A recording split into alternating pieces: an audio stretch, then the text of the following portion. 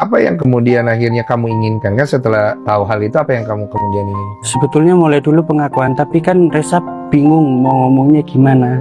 Karena Reza pun nggak deket kan sama Mbak Dena. Iya, kamu belum pernah ketemu berarti?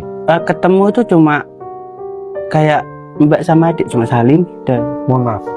Berarti sama bunda dulu, ya, kamu kan bawain bunda mobil. ya Berarti ada pernah kamu ketemu Mbak Dena? ada. Kalau Mbak Dena pulang ke Banyuwangi ada. Oh, kamu ketemu? Iya, Kamu lihatnya itu saat itu adalah Mbak. Mbak? Ya, kakak disuruh manggil dari kan disuruh manggil Mbak. Oke. Terus dia gimana ke kamu? Ya biasa aja. Nggak ada kamu ngerasa kok ada Kalau Reza sendiri yang ngerasa pasti, tapi Ngerasa. kan ya kayak gimana gitu. kayak ada Kok sesuatu, deket sama Mbak Dena ini kok kayak gimana gitu. kayak berasa deket gitu. Tapi padahal dianya nggak. ke kamu? Biasa aja kayaknya. Oke. Kalau dari Reza lihat ya biasa aja. Nggak ada perlakuan spesial? Nggak ada. Nggak ada. Oh, ibu melihat juga Iya. ya. Biasa aja. Biasa. Nggak ada perasaan apa gitu. Oke. Jadi kamu juga jadi oh ya mungkin perasaanku saja gitu ya. Ya. Oke. Terus Nah, malah Tapi waktu- setelah Reza tahu itu udah nggak ketemu. nggak ketemu. Ya. Tapi kan setelah kamu tahu, kamu kan merenung sendiri 1 bulan. Iya. Pasti ada dong di kepalamu. Kamu waktu itu ketemu. Iya.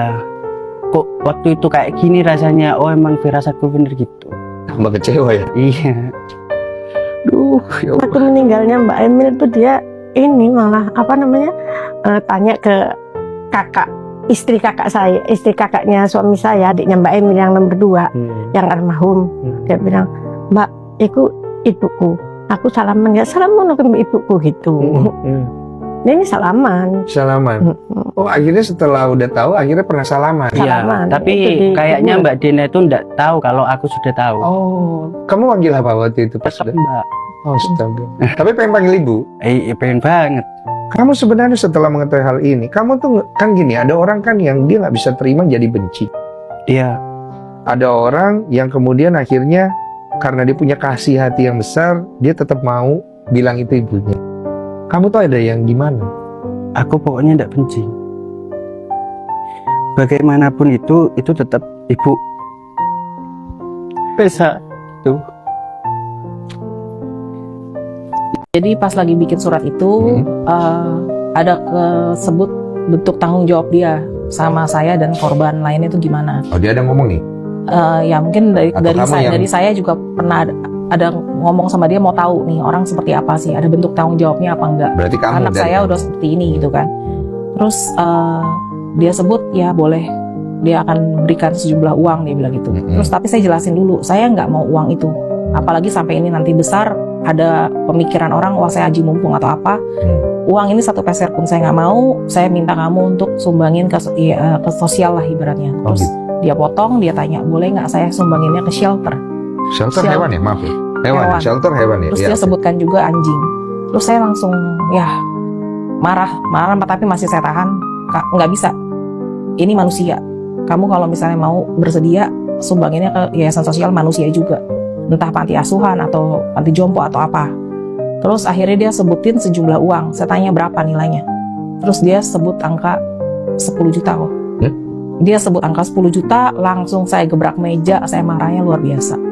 Saya bilang, kamu kira anak saya nih apa? Saya tes darah aja tuh 11 juta hampir. Baru tes darah, belum bolak-baliknya, belum penderitaan anak saya.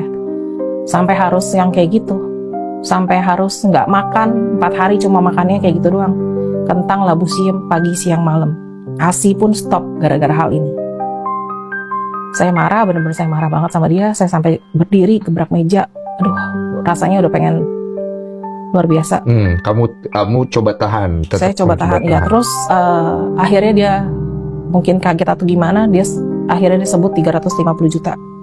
Terus saya bilang nggak bisa. Kamu punya omset berapa? Saya bilang. Nah. Kamu udah jualan berapa tahun? Omset kamu berapa buka? Mana mutasi Setahu kamu? aku dari 2019. Nah, bisa dilihat itu berapa banyak orang yang beli. Orang deposit aja sampai jutaan. 1 orang kok.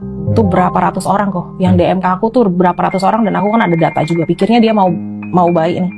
Mau mau menggantikan deposit yang dia bilang kan. Jadi saya mau cocokkan, bener nggak apa yang dia punya pembukuan dengan laporan orang. Oke. Jadi saya tahu tuh kurang lebihnya ada berapa ratusan juta kok.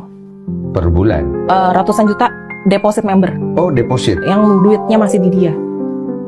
Oke. Sampai sekarang masih di dia dan belum ada yang ditransfer sama dia. Kalau omset sendiri akhirnya Omset sendiri ya, dia nggak, akhirnya pas lagi dia pura-pura mau buka mutasi, akhirnya dia melencengkan jadi nggak jadi buka mutasi. Oke.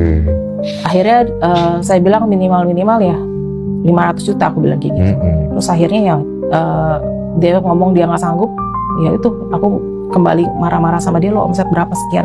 Akhirnya dia okein. Itu tanggal 6 kejadian. Tanggal 6. Di tanggal 6 ada berapa orang menikah? 8 pasangan yang menikah di tempat yang berbeda. Yang terjadi Yang terjadi 8 itu? 8 pasangan. nggak ada yang Nggak ada yang kirim catering ya? 8 itu sama. belas nggak ada yang kirim makanan.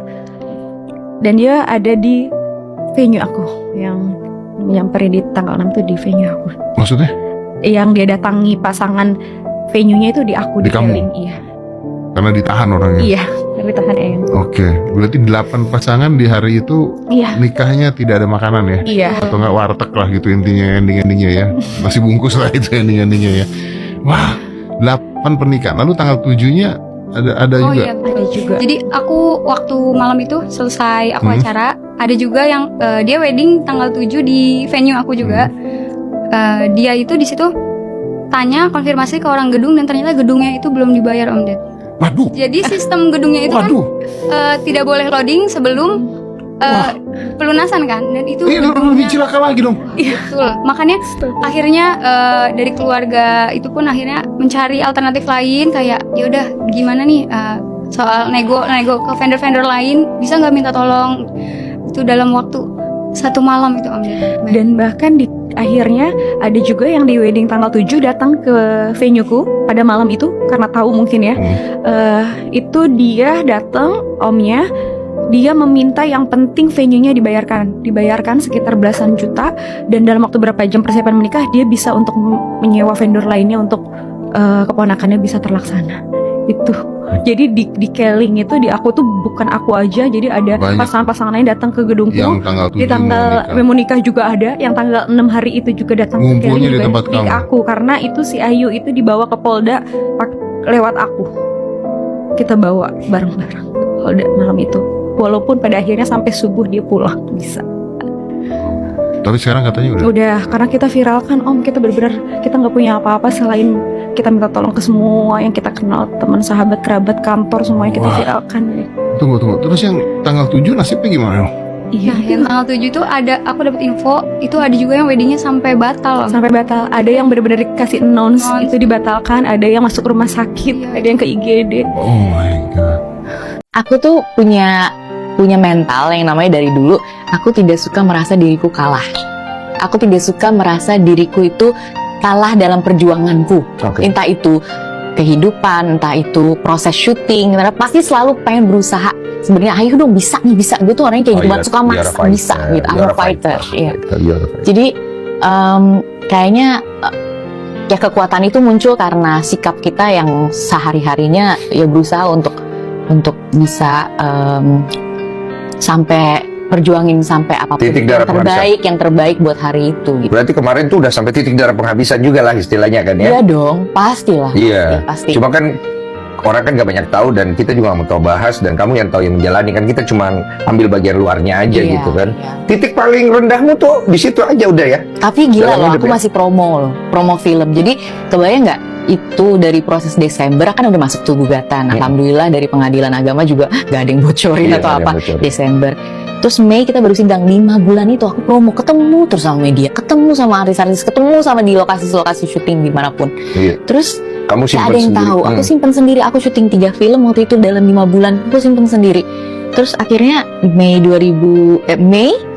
Mei 2025 pas lagi sidang itu aku ke tempat sidang naik taksi. Saking aku nggak mau ada orang yang even keluarga ya. Udah deh, ini keputusanku sendiri. Aku pergi aja sendiri aku mutusinnya.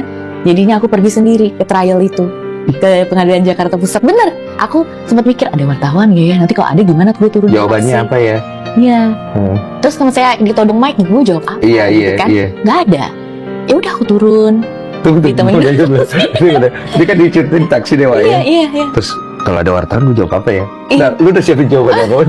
Gue pengen tahu. Karena semua artis tuh begitu. Iya. Iya kan? Pasti dia udah nyiapin minimal ini. Ah, Waktu itu iya. apa kamu siapin jawaban? Mohon doanya aja.